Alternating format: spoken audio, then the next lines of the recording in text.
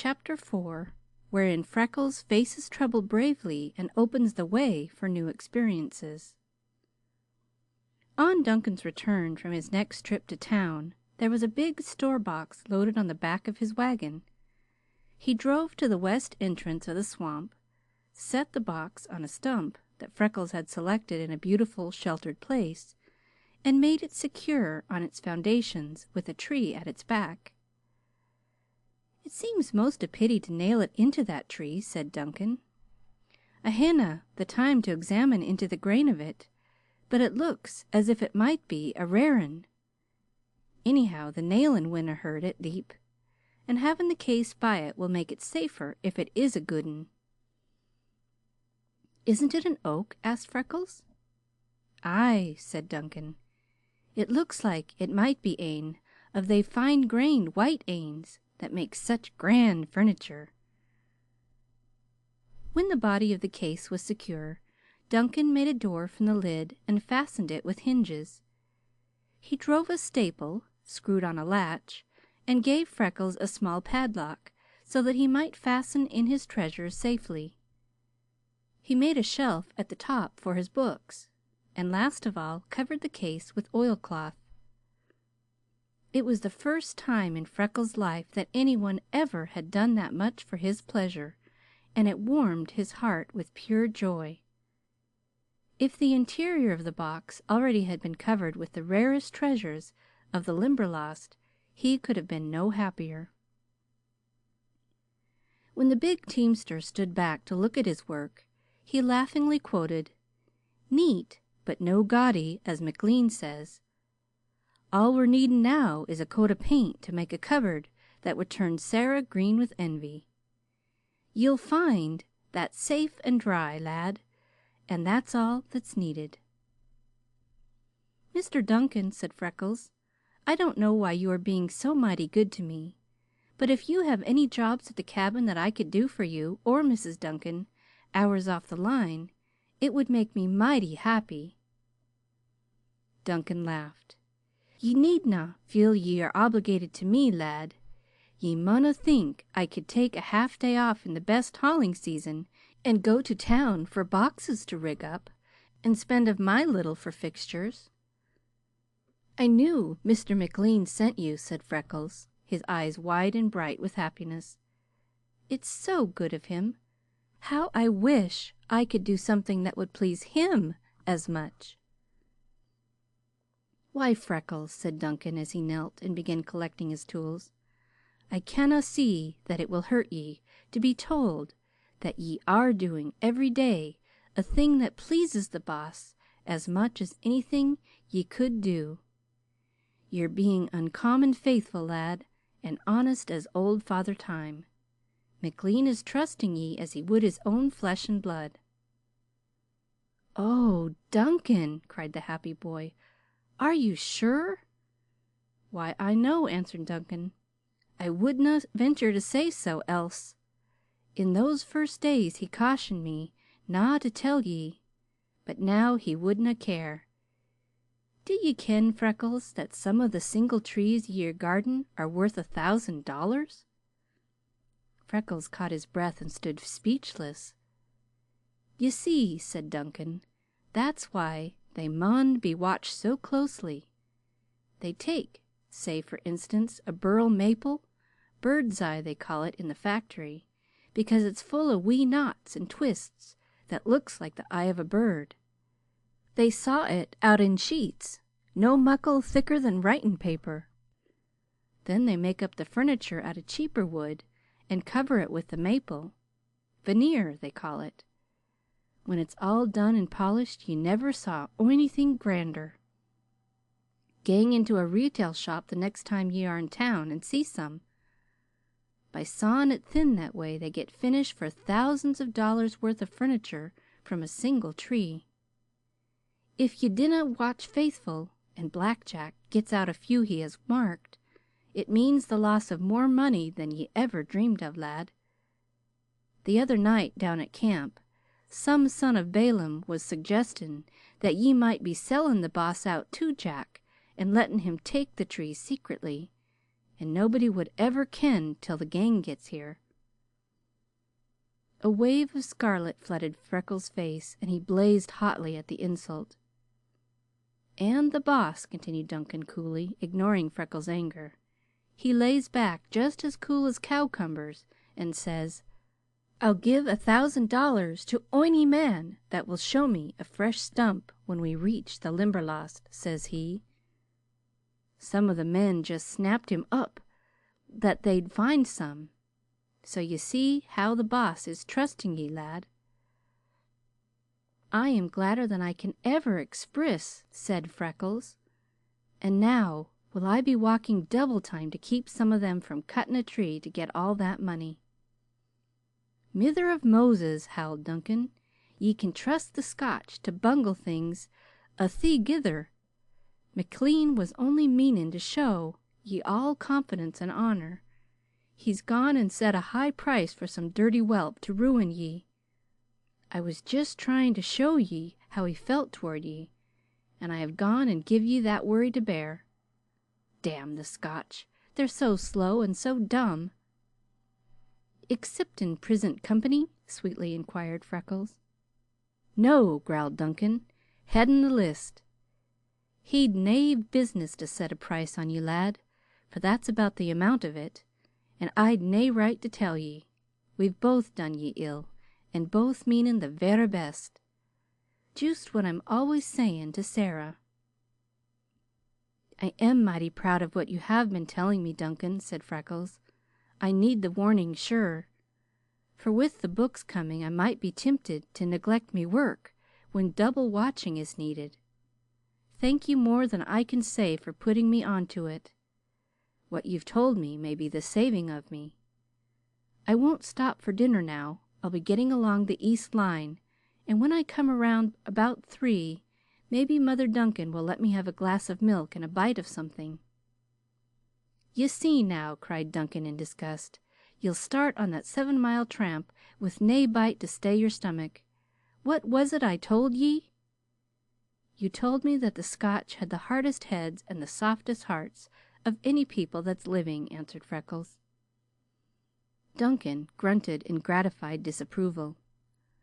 Freckles picked up his club and started down the line, whistling cheerily, for he had an unusually long repertoire upon which to draw. Duncan went straight to the lower camp, and calling McLean aside, repeated the conversation verbatim, ending, "And nae matter what happens now or ever, dinna ye dare let onything make ye believe that Freckles hasna guarded faithful as ony man could." "I don't think anything could shake my faith in the lad," answered McLean. Freckles was whistling merrily. He kept one eye religiously on the line. The other he divided between the path, his friends of the wire, and a search of the sky for his latest arrivals. Every day since their coming he had seen them, either hanging as small black clouds above the swamp or bobbing over logs and trees with their queer, tilting walk. Whenever he could spare time he entered the swamp and tried to make friends with them, for they were the tamest of all his unnumbered subjects. They ducked, dodged, and ambled around him, over logs and bushes, and not even a near approach would drive them to flight. For 2 weeks he had found them circling over the Limberlost regularly. But one morning the female was missing, and only the big black chicken hung sentinel above the swamp. His mate did not reappear in the following days, and Freckles grew very anxious. He spoke of it to Mrs. Duncan, and she quieted his fears by raising a delightful hope in their stead. "Why, Freckles, if it's the hen bird ye 're missing, it's 10 to 1 she's safe," she said. "She's laid and is settin', ye silly. Watch him and mark whur he liches, then follow and find the nest. Some Sabbath we'll all gang see it." Accepting this theory, Freckles began searching for the nest. Because these chickens were large as the hawks, he looked among the tree tops until he almost sprained the back of his neck. He had half the crow and hawk nests in the swamp located. He searched for this nest instead of collecting subjects for his case. he found the pair the middle of one forenoon on the elm where he had watched their love-making. The big black chicken was feeding his mate, so it was proved that they were a pair. They were both alive, and undoubtedly she was brooding. After that, Freckles' nest hunting continued with renewed zeal. But as he had no idea where to look, and Duncan could offer no helpful suggestion, the nest was no nearer to being found. Coming from a long day on the trail, Freckles saw Duncan's children awaiting him much closer the swale than they usually ventured, and from their wild gestures he knew that something had happened. He began to run, but the cry that reached him was, "The books have come!" How they hurried! Freckles lifted the youngest to his shoulder, the second took his club and a dinner pail, and when they reached Mrs. Duncan, they found her at work on a big box. She had loosened the lid, and then she laughingly sat on it. "Ye canna have a peep in here until ye have washed and eaten supper," she said. "It's all ready on the table. Ance ye begin on this, ye'll no be willing to tak your nose out of it till bedtime, and I will na get my work done the nicht. We've eaten long ago." It was difficult work, but Freckles smiled bravely. He made himself neat, swallowed a few bites, then came so eagerly that Mrs. Duncan yielded, although she said she very well knew all the time that his supper would be spoiled. Lifting the lid, they removed the packing and found in that box books on birds, trees, flowers, moths, and butterflies. There was also one containing Freckles' bullfrog, true to life. Besides these were a butterfly net, a naturalist's tin specimen box, a bottle of cyanide, a box of cotton, a paper of long steel specimen pins, and a letter telling what all these things were and how to use them. At the discovery of each new treasure, Freckles shouted, "Will ye be looking at this now?" Mrs. Duncan cried, "Weel, I'll be drawed on." The oldest boy turned a somersault for every extra, while the baby, trying to follow his example, bunched over in a sidewise sprawl and cut his foot on the axe with which his mother had prized up the box lid. That sobered them. They carried the books indoors. Mrs. Duncan had a top shelf in her closet cleared for them, far above the reach of meddling little fingers. When Freckles started for the trail next morning, the shining new specimen box flashed on his back. The black chicken, a mere speck in the blue, caught the gleam of it. The folded net hung beside the boy's hatchet, and the bird book was in the box. He walked the line and tested each section scrupulously, watching every foot of the trail, for he was determined not to slight his work. But if ever a boy made haste slowly in a hurry, it was Freckles that morning. When at last he reached the space he had cleared and planted around his case, his heart swelled with the pride of possessing even so much that he could call his own, while his quick eyes feasted on the beauty of it. He had made a large room with the door of the case set even with one side of it. On three sides, fine big bushes of wild rose climbed to the lower branches of the trees. Part of his walls were mallow, part alder, thorn, willow, and dogwood. Below, there filled in a solid mass of pale pink sheep laurel and yellow St. John's wort, while the amber threads of the dodder interlaced everywhere.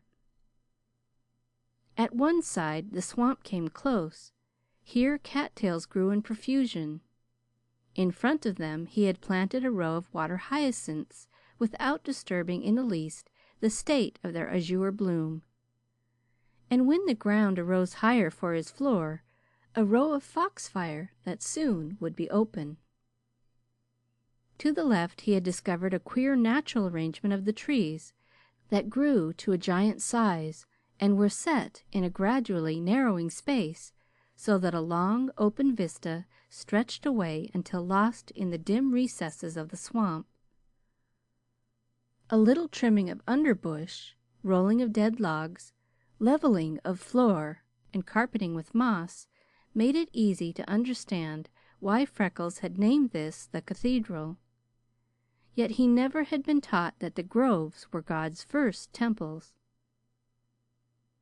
On either side of the trees that constituted the first arch of this dim vista of the swamp he planted ferns that grew waist high thus early in the season. And so skillfully the work had been done that not a frond drooped because of the change. Opposite, he cleared a space and made a flower bed. He filled one end with every delicate, lacy vine and fern he could transplant successfully. The body of the bed was a riot of color. Here he set growing dainty blue-eyed Marys and blue-eyed grass side by side. He planted harebells, violets, blue, white, and yellow, wild geranium, cardinal flower, columbine, pink snake's mouth, buttercups, painted trilliums, and orchis. Here were bloodroot, moccasin flower, hepatica, pitcher plant, jack-in-the-pulpit, and every other flower of the Limberlost that was in bloom or bore a bud presaging a flower. Every day saw the addition of new specimens. The place would have driven a botanist wild with envy.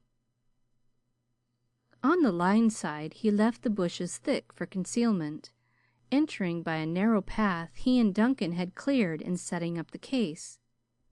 He called this the front door, though he used every precaution to hide it. He built rustic seats between several of the trees, leveled the floor, and thickly carpeted it with rank, heavy, woolly dog moss. Around the case he planted wild clematis, bittersweet, and wild grapevines, and trained them over it until it was almost covered. Every day he planted new flowers, cut back rough bushes, and coaxed out graceful ones. His pride in his room was very great, but he had no idea how surprisingly beautiful it would appear to anyone who had not witnessed its growth and construction. This morning Freckles walked straight to his case, unlocked it, and set his apparatus and dinner inside. He planted a new specimen he had found close the trail, and bringing his old scrap bucket from the corner in which it was hidden from a nearby pool, he dipped water to pour over his carpet and flowers. Then he took out the bird book, settled comfortably on a bench, and with a deep sigh of satisfaction turned to the section headed V. Past Veery and Vireo he went, and down the line until his finger, trembling with eagerness, stopped at vulture. Great black California vulture, he read. Humph! This side of the Rockies will do for us. Common turkey buzzard. Well, we ain't huntin' common turkeys.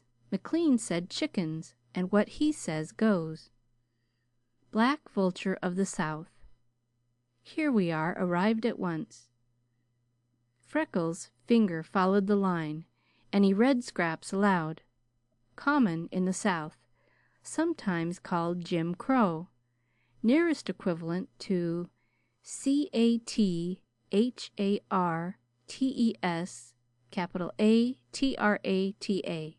Cathartesarata. How the divil am I ever to learn them corking big words by mesel? The Pharaoh's chickens of Europe species. Sometimes stray north as far as Virginia and Kentucky. And sometimes farther, interpolated Freckles, 'cause I got them right here in Indiana. So like these pictures, I can just see me big chicken bobbing up to get his ears boxed. Hey? Light blue eggs. Golly, I got to be seeing them. Big as common turkeys, but shaped like a hen's, heavily splotched with chocolate. Caramels, I suppose, and in hollow logs or stumps. Oh, Haggany! Wasn't I barking up the wrong tree, though? Ought to been looking close to the ground all this time. Now it's all to do over, and I suspect the sooner I start, the sooner I'll be likely to find them." Freckles put away his book, dampened the smudge fire, without which the mosquitoes made the swamp almost unbearable, took his cudgel and lunch, and went to the line. He sat on a log, ate at dinner time, and drank his last drop of water. The heat of June was growing intense, even on the west of the swamp, where one had full benefit of the breeze from the upland. It was beginning to be unpleasant in the middle of the day. He brushed the crumbs from his knees and sat resting a while and watching the sky to see if his big chicken were hanging up there. But he came to the earth abruptly, for there were steps coming down the trail that were neither McLean's nor Duncan's, and there never had been others. Freckles' heart leaped hotly. He ran a quick hand over his belt to feel if his revolver and hatchet were there, caught up his cudgel and laid it across his knees, then sat quietly waiting. Was it Black Jack or someone even worse? Forced to do something to brace his nerves, he puckered his stiffening lips and began whistling a tune he had led in his clear tenor every year of his life at the home Christmas exercises. "Who comes this way so blithe and gay upon a merry Christmas day?" His quick Irish wit roused to the ridiculousness of it until he broke into a laugh that steadied him amazingly. Through the bushes he caught a glimpse of the oncoming figure. His heart flooded with joy, for it was a man from the gang. Wessner had been his bunkmate the night he came down the corduroy. He knew him as well as any of McLean's men. This was no timber thief. No doubt the Boss had sent him with a message. Freckles sprang up and called cheerily, a warm welcome on his face. "Well, it's good telling if you're glad to see me," said Wessner, with something very like a breath of relief. "We been hearin' down at the camp you were so mighty touchy you didn't allow a man within a rod of the line." "No more do I," answered Freckles, "if he's a stranger. But you're from McLean, ain't you?" "Oh, damn McLean!" said Wessner. Freckles gripped the cudgel until his knuckles slowly turned purple. "Are you railly saying so?" he inquired with elaborate politeness. "Yes, I am," said Wessner. "So would every man of the gang if they wasn't too big cowards to say anything, unless maybe that other slobbering old Scotchman, Duncan. Grinding the lives out of us, working us like dogs, and paying us starvation wages, while he rolls up his millions and lives like a prince." Green lights began to play through the gray of Freckles' eyes.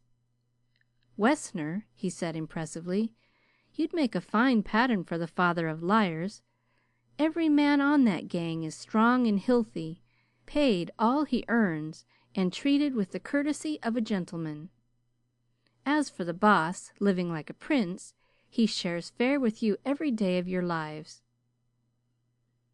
Wessner was not a born diplomat, but he saw he was on the wrong tack, so he tried another.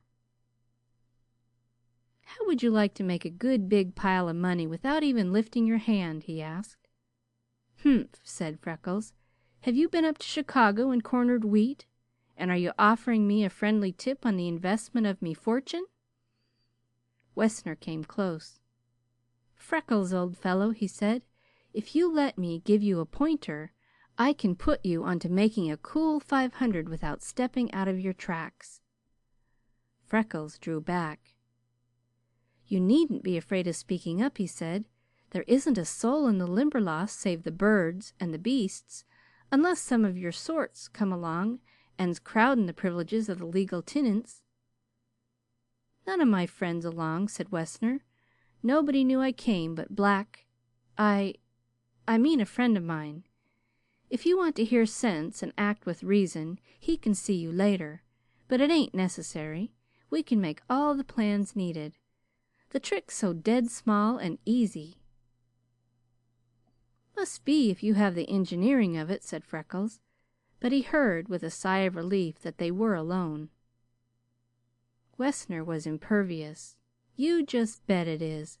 Why, only think, Freckles, slaving away at a measly little $30 a month, and here is a chance to clear 500 in a day. You surely won't be the fool to miss it." "And how was you proposing for me to stale it?" inquired Freckles. "Or am I just to find it layin' in me path beside the line?" "That's it, Freckles," blustered the Dutchman. "You're just to find it. You needn't do a thing. You needn't know a thing. You name a morning when you will walk up the west side of the swamp, and then turn round and walk back down the same side again, and the money is yours. Couldn't anything be easier than that, could it?" "Depends entirely on the man," said Freckles. The lilt of a lark hanging above the swale beside them was not sweeter than the sweetness of his voice. To some it would seem to come aisy as breathin', and to some, wringin' the last drop of their heart's blood couldn't force them.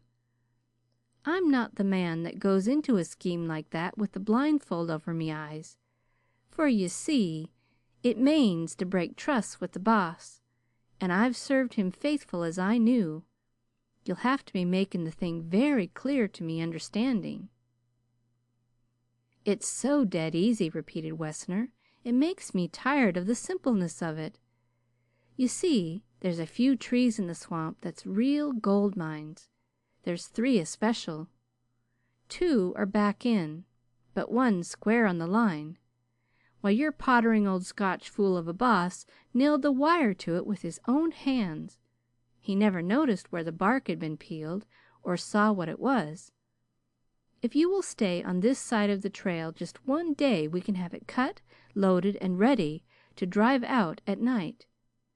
Next morning you can find it, report, and be the busiest man in the search for us. We know where to fix it all safe and easy. Then McLean has a bet up with a couple of the gang that there can't be a raw stump found in the Limberlost. There's plenty of witnesses to swear to it, and I know 3 that will. There's a cool 1,000, and this tree is worth all of that raw.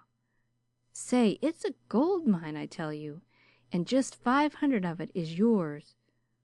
There's no danger on earth to you, for you've got McLean that bamboozled you could sell out the whole swamp, and he'd never mistrust you. What do you say?" Freckles' soul was satisfied. "Is that all?" he asked. "No, it ain't," said Wessner. "If you really want to brace up and be a man, and go into the thing for keeps, you can make 5 times that in a week. My friend knows a dozen others we could get out in a few days, and all you'd have to do would be to keep out of sight. Then you could take your money and skip some night and begin life like a gentleman somewhere else. What do you think about it?"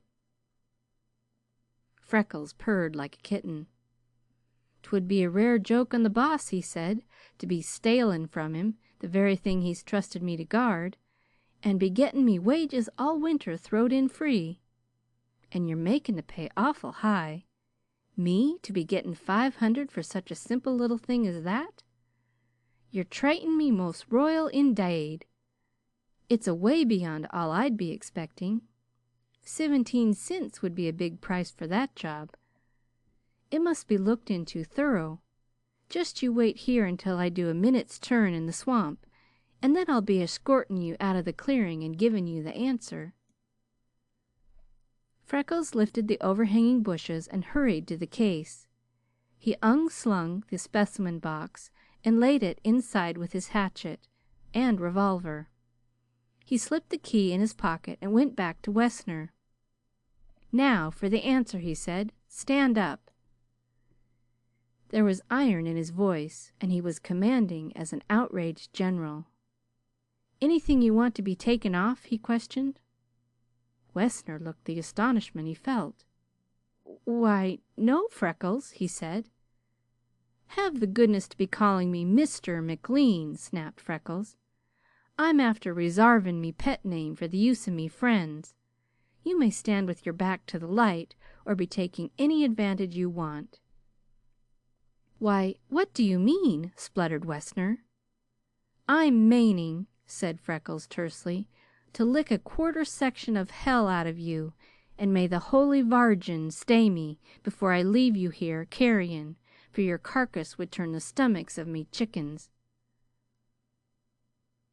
At the camp that morning, Wessner's conduct had been so palpable an excuse to force a discharge that Duncan moved near McLean and whispered, "Think of the boy, sir."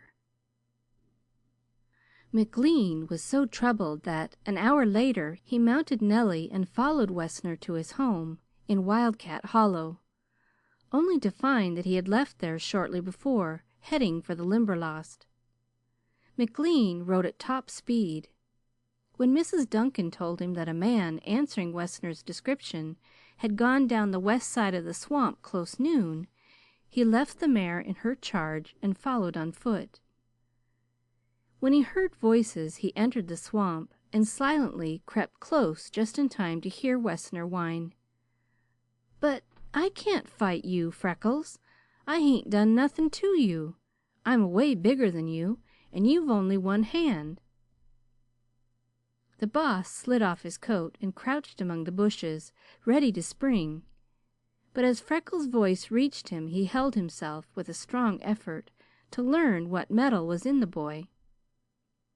"Don't you be wasting of me good time in the numbering of me hands," cried Freckles. "The strength of me cause will make up for the weakness of me members, and the size of a cowardly thief doesn't count.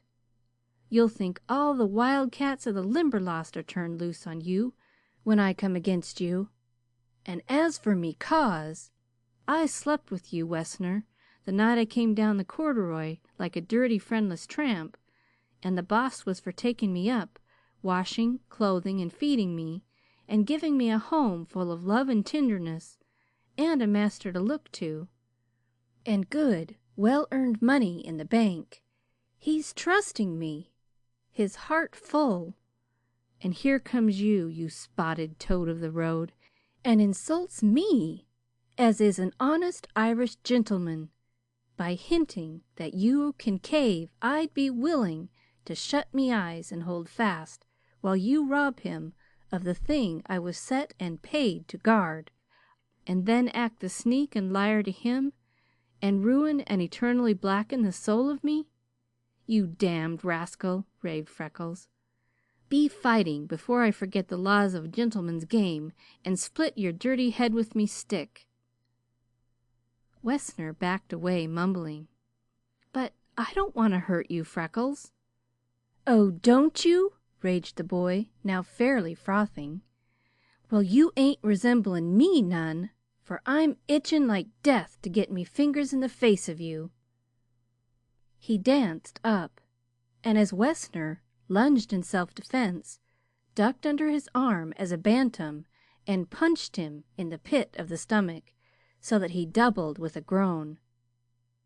Before Wessner could straighten himself, Freckles was on him, fighting like the wildest fury that ever left the beautiful island.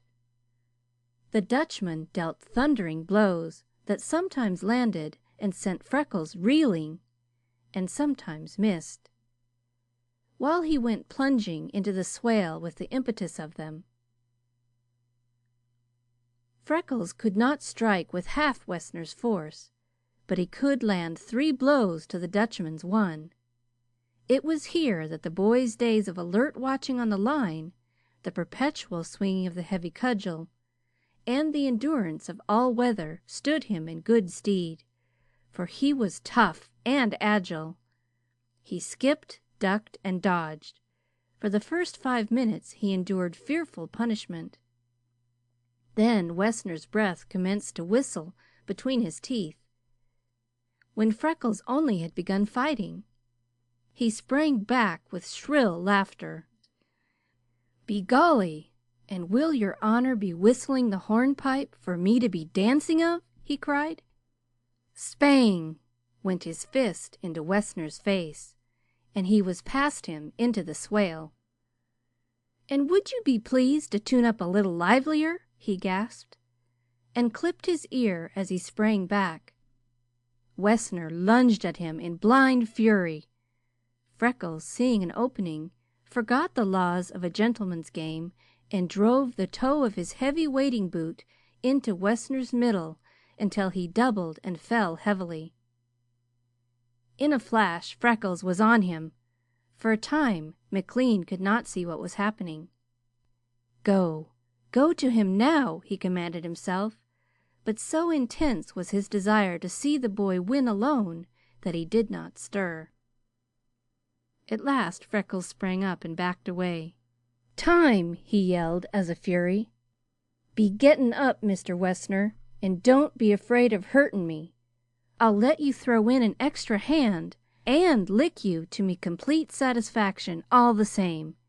Did you hear me call the limit? Will you get up and be facing me?" As Wessner struggled to his feet, he resembled a battlefield, for his clothing was in ribbons and his face and hands streaming blood. I guess I got enough," he mumbled. "Oh, you do?" roared Freckles. "Well, this ain't your say.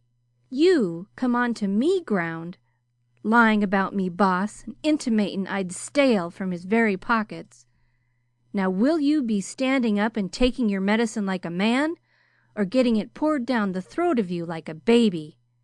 I ain't got enough. This is only just the beginning with me. Be looking out there." He sprang against Wessner and sent him rolling. He attacked the unresisting figure and fought him until he lay limp and quiet, and Freckles had no strength left to lift an arm. Then he arose and stepped back, gasping for breath. With his first lungful of air he shouted, "Time!" But the figure of Wessner lay motionless. Freckles watched him with regardful eye and saw at last that he was completely exhausted. He bent over him and, catching him by the back of the neck, jerked him to his knees. Wessner lifted the face of a whipped cur and, fearing further punishment, burst into shivering sobs, while the tears washed tiny rivulets through the blood and muck.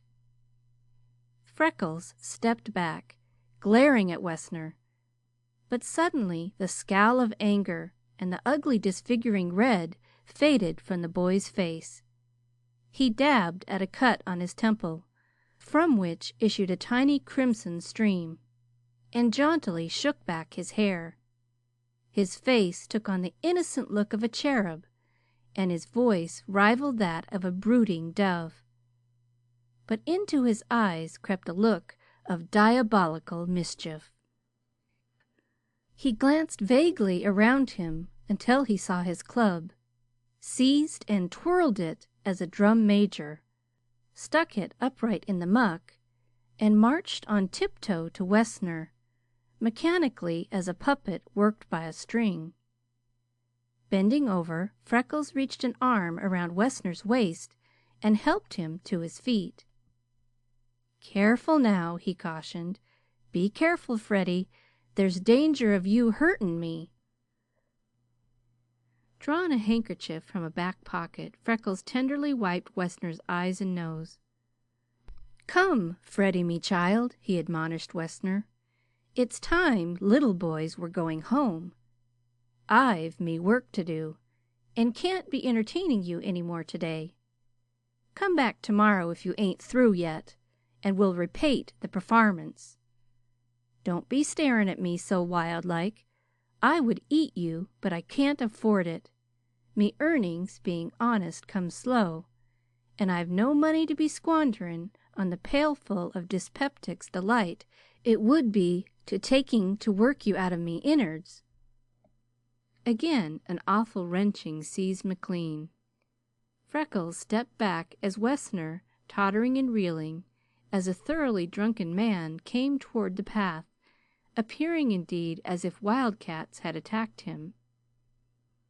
The cudgel spun high in air, and catching it with an expertness acquired by long practice on the line, the boy twirled it a second, shook back his thick hair bonnily, and stepping into the trail, followed Wessner.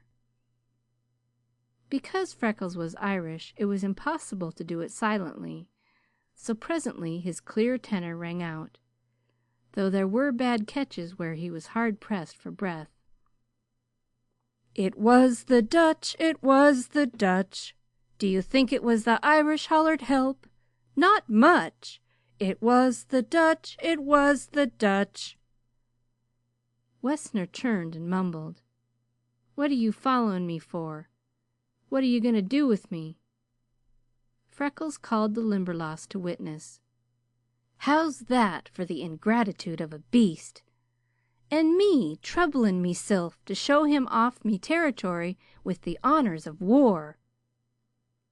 Then he changed his tone completely and added, "Belike it's this, Freddie.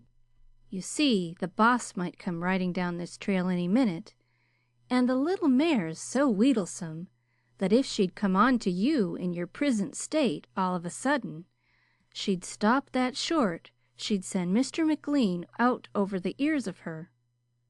No disparagement intinded to the sinse of the mare," he added hastily. Wessner belched a fearful oath, while Freckles laughed merrily. "Ho, ho! That's a sample of the thanks a generous act's always forgettin'," he continued. "Here's me neglectin' me work to escort you out proper, and you sayin' such awful words, Freddie," he demanded sternly. "Do you want me to soap out your mouth? You don't seem to be realizin' it, but if you was to buck into Mr. McLean in your prisint state without me there to explain matters, the chance is he'd cut the liver out of you, and I shouldn't think you'd be wantin' such a fine gentleman as him to see that it's white." Wessner grew ghastly under his grime and broke into a staggering run. "And now, will you be lookin' at the manners of him?" questioned Freckles plaintively. "Goin' without even a thank you, right in the face of all the pains I've taken to make it interesting for him." Freckles twirled the club and stood as a soldier at attention until Wessner left the clearing. But it was the last scene of that performance. When the boy turned, there was deathly illness on his face, while his legs wavered beneath his weight. He staggered to the case and, opening it, took out a piece of cloth. He dipped it into the water, and sitting on a bench, he wiped the blood and grime from his face, while his breath sucked between his clenched teeth. He was shivering with pain and excitement, in spite of himself. He unbuttoned the band of his right sleeve and, turning it back, exposed the blue-lined, calloused whiteness of his maimed arm, now vividly streaked with contusions, while in a series of circular dots the blood oozed slowly. Here Wessner had succeeded in setting his teeth. When Freckles saw what it was, he forgave himself the kick in the pit of Wessner's stomach, and cursed fervently and deep. "Freckles! Freckles!" said McLean's voice. Freckles snatched down his sleeve and arose to his feet. "Excuse me, sir," he said. "You'll surely be believin' I thought meself alone." McLean pushed him carefully to the seat, and bending over him, opened a pocket case that he carried as regularly as his revolver and watch, for cuts and bruises were of daily occurrence among the gang. Taking the hurt arm, he turned back the sleeve and bathed and bound the wounds. He examined Freckles' head and body and convinced himself that there was no permanent injury, although the cruelty of the punishment the boy had borne set the Boss shuddering. Then he closed the case, shoved it into his pocket, and sat beside Freckles. All the indescribable beauty of the place was strong around him, but he saw only the bruised face of the suffering boy, who had hedged for the information he wanted as a diplomat, argued as a judge, fought as a sheik, and triumphed as a devil. When the pain lessened and breath relieved Freckles' pounding heart, He watched the Boss covertly. How had McLean gotten there, and how long had he been there? Freckles did not dare ask. At last he arose, and going to the case, took out his revolver and the wire mending apparatus and locked the door. Then he turned to McLean. "Have you any orders, sir?" he asked. "Yes," said McLean, "I have, and you are to follow them to the letter. Turn over that apparatus to me and go straight home. Soak yourself in the hottest bath your skin will bear and go to bed at once. Now hurry." "Mr. McLean," said Freckles, "it's sorry I am to be telling you, but the afternoon's walking of the line ain't done. You see, I was just for getting to me feet to start, and I was on time when up came a gentleman, and we got into a little heated argument. It's either settled or it's just begun, but between us, I'm that late I haven't started for the afternoon yet. I must be going at once, for there's a tree I must find before the day's over." "You plucky little idiot," growled McLean. "You can't walk the line. I doubt if you can reach Duncan's. Don't you know when you are done up? You go to bed. I'll finish your work." "Niver!" protested Freckles. "I was just a little done up for the prisint a minute ago. I'm all right now. Riding boots are far too low. The day's hot and the walk a good 7 miles, sir." "Niver!" As he reached for the outfit, he pitched forward and his eyes closed. McLean stretched him on the moss and applied restoratives. When Freckles returned to consciousness, McLean ran to the cabin to tell Mrs. Duncan to have a hot bath ready, and to bring Nellie. That worthy woman promptly filled the wash boiler, starting a roaring fire under it. She pushed the horse trough from its base and rolled it to the kitchen. By the time McLean came again, leading Nellie and holding Freckles on her back, Mrs. Duncan was ready for business. She and the Boss laid Freckles in the trough and poured on hot water until he squirmed. They soaped and massaged him. Then they drew off the hot water and closed his pores with cold. Lastly, they stretched him on the floor and chafed, rubbed, and kneaded him until he cried out for mercy. As they rolled him into bed, his eyes dropped shut, but a little later they flared open. "Mr. McLean," he cried, "the tree! Oh, do be looking after the tree!" McLean bent over him. "Which tree, Freckles?" "I don't know exact, sir, but it's on the east line, and the wire is fastened to it. He bragged that you nailed it yourself, sir. You'll know it by the bark having been laid open to the grain somewhere low down. $500 he offered me to be sellin' you out, sir." Freckles' head rolled over and his eyes dropped shut. McLean towered above the lad. His bright hair waved on the pillow. His face was swollen and purple with bruises. His left arm, with the hand battered almost out of shape, stretched beside him, and the right, with no hand at all, lay across a chest that was a mass of purple welts. McLean's mind traveled to the night almost a year before when he had engaged Freckles, a stranger. The Boss bent, covering the hurt arm with one hand and laying the other with a caress on the boy's forehead. Freckles stirred at his touch and whispered as softly as the swallows under the eaves, "If you're coming this way tomorrow, be pleased to step over, and we'll repeat the chorus softly." "Bless the gritty devil," muttered McLean. Then he went out and told Mrs. Duncan to keep close watch on Freckles. Also to send Duncan to him at the swamp the minute he came home. Following the trail to the line and back to the scent of the fight, the Boss entered Freckles' study quietly, as if his spirit, keeping there, might be roused, and gazed around with astonished eyes. How had the boy conceived it? What a picture he had wrought in living colors!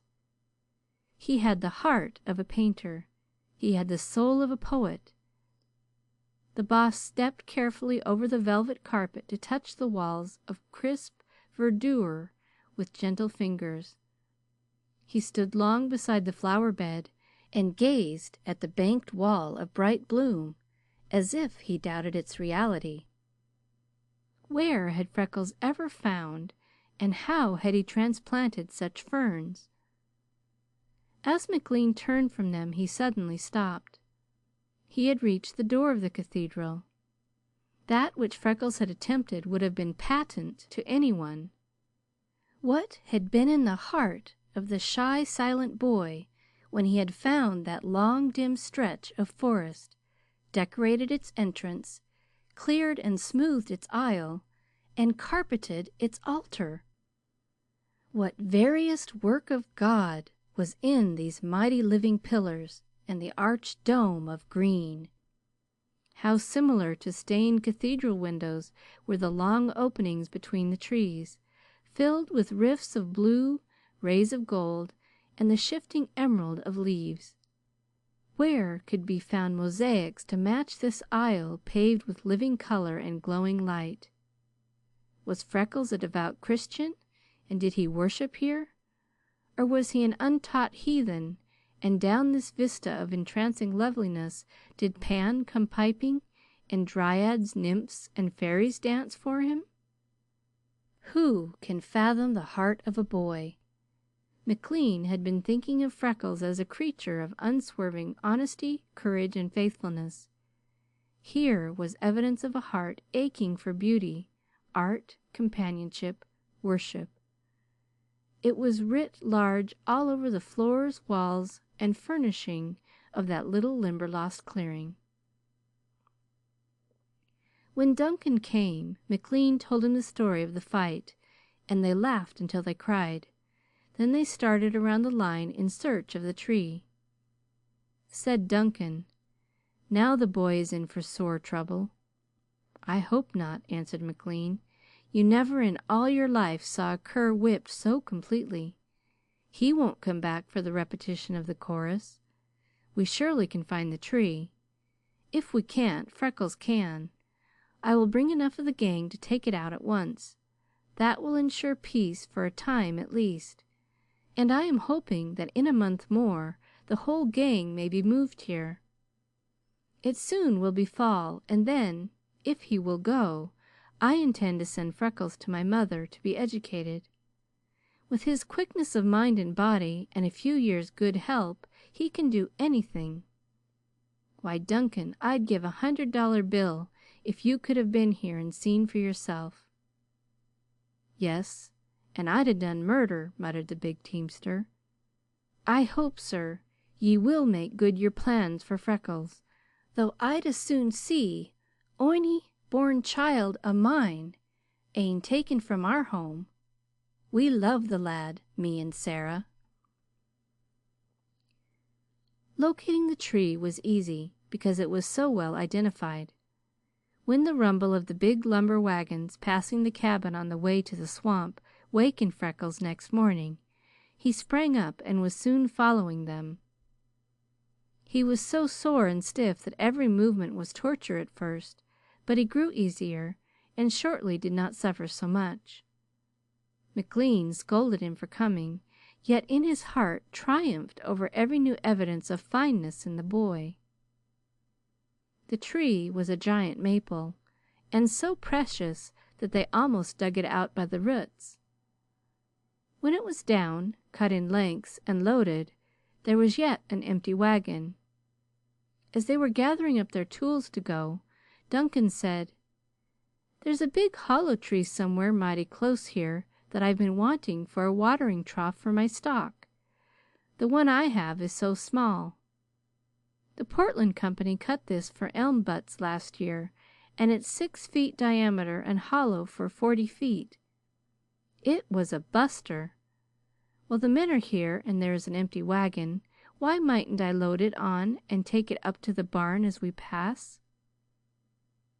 McLean said he was very willing, ordered the driver to break line and load the log, detailing men to assist. He told Freckles to ride on a section of the maple with him. But now the boy asked to enter the swamp with Duncan. "I don't see why you want to go," said McLean. "I have no business to let you out today at all." "It's me chickens," whispered Freckles in distress. "You see, I was just after finding yesterday from me new book, and there ain't any too many in the swamp. There's just a chance that they might be in that one." "Go ahead," said McLean. "That's a different story. If they happen to be there, why, tell Duncan he must give up the tree until they have finished with it." Then he climbed on a wagon and was driven away. Freckles hurried into the swamp. He was a little behind, yet he could see the men. Before he overtook them, they had turned from the west road and had entered the swamp toward the east. They stopped at the trunk of a monstrous prostrate log. It had been cut 3 feet from the ground, over 3/4 of the way through, and had fallen toward the east, the body of the log still resting on the stump. The underbrush was almost impenetrable, but Duncan plunged in and with a crowbar began tapping along the trunk to decide how far it was hollow, so that they would know where to cut. As they waited his decision, there came from the mouth of it, on wings, a large black bird that swept over their heads. Freckles danced wildly. "It's me chickens! Oh, it's me chickens!" he shouted. "Oh, Duncan, come quick! You've found the nest of me precious chickens!" Duncan hurried to the mouth of the log, but Freckles was before him. He crashed through poison vines and underbrush regardless of any danger, and climbed on the stump. When Duncan came, he was shouting like a wild man. "It's hatched!" he yelled. "Oh, me big chicken has hatched out me little chicken! And there's another egg! I can see it plain! And oh, the funny little white baby! Oh, Duncan, can you see me little white chicken?" Duncan could easily see it. So could everyone else. Freckles crept into the log and tenderly carried the hissing, blinking little bird to the light in a leaf-lined hat. The men found it sufficiently wonderful to satisfy even Freckles, who had forgotten he was ever sore or stiff, and coddled over it with every blarneying term of endearment he knew. Duncan gathered his tools. "Deal's off, boys," he said cheerfully. "This log mauna be touched until Freckles' chaukies have finished with it. We might as weel gang. Better put it back, Freckles. It's just out, and it may chill. Ye will probably hae twa the morn." Freckles crept into the log and carefully deposited the baby beside the egg. When he came back, he said, "I made a big mistake not to be bringing the egg out with the baby, but I was fearing to touch it. It's shaped like a hen's egg, and it's big as a turkey's, and the beautifulest blue, just splattered with big brown splotches, like me book said, precise. Bet you never saw such a sight as it made on the yellow of the rotten wood beside that funny, leathery-faced little white baby." "Tell you what, Freckles," said one of the teamsters, "have you ever heard of this bird woman who goes all over the country with a camera and makes pictures? She made some on my brother Jim's place last summer, and Jim's so wild about them he quits plowing and goes after her about every nest he finds. He helps her all he can to take them, and then she gives him a picture. Jim's so proud of what he has, he keeps them in the Bible. He shows them to everybody that comes and brags about how he helped. If you're smart, you'll send for her and she'll come and make a picture just like life. If you help her, she will give you one. It would be uncommon pretty to keep after your birds are gone. I dunno what they are. I never see their like before. They must be something rare. Any of you fellows ever see a bird like that hereabouts?" No one ever had. "Well," said the teamster, Failing to get this log lets me off till noon, and I'm going to town. I go right past her place. I've a big notion to stop and tell her. If she drives straight back in the swamp on the west road and turns east at this big sycamore, she can't miss finding the tree, even if Freckles ain't here to show her. Jim says her work is a credit to the state she lives in, and any man is a measly creature who isn't willing to help her all he can. My old daddy used to say that all there was to religion was doing to the other fellow what you'd want him to do to you. And if I was making a living taking bird pictures, seems to me I'd be mighty glad for a chance to take one like that. So I'll just stop and tell her, and by gummy, maybe she will give me a picture of the little white sucker for my trouble." Freckles touched his arm. "Will she be rough with it?" he asked. "Government land, no," said the teamster. "She's dead down on anybody that shoots a bird or tears up a nest. Why, she's half killing herself in all kinds of places and weather to teach people to love and protect the birds. She's that plumb careful of them that Jim's wife says she has Jim a-standing like a big fool holding an umbrelly over them when they are young and tender until she gets a focus, whatever that is. Jim says there ain't a bird on his place that don't actually seem to like having her around after she has wheedled them a few days, and the pictures she takes nobody would ever believe who didn't stand by and see." "Will you be sure to tell her to come?" asked Freckles. Duncan slept at home that night. He heard Freckles slipping out early the next morning, but he was too sleepy to wonder why, until he came to do his morning chores. When he found that none of his stock was at all thirsty and saw the water trough brimming, he knew that the boy was trying to make up to him for the loss of the big trough that he had been so anxious to have. "Bless his fool little hot heart," said Duncan, "and him so sore it is tearing him to move for anything. Nae wonder he has us all loving him." Freckles was moving briskly, and his heart was so happy that he forgot all about the bruises. He hurried around the trail, and on his way down the east side he went to see the chickens. The mother bird was on the nest. He was afraid the other egg might be hatching, so he did not venture to disturb her. He made the round and reached his study early. He ate his lunch, but did not need to start on the second trip until the middle of the afternoon. He would have long hours to work on his flower bed, improve his study, and learn about his chickens. Lovingly he set his room in order and watered the flowers and carpet. He had chosen for his resting place the coolest spot on the west side, where there was almost always a breeze, but today the heat was so intense that it penetrated even there. "I'm mighty glad there's nothing calling me inside," he said. "There's no bit of air stirring, and it will just be steaming. Oh, but it's luck Duncan found the nest before it got so unbearing hot. I might have missed it altogether. Wouldn't it have been a shame to lose that sight? The cunning little divil! When he gets to toddling down that log to meet me, won't he be a circus? Wonder if he'll be as graceful a performer afoot as his mother and father." The heat became more insistent. Noon came. Freckles ate his dinner and settled for an hour or two on a bench with a book.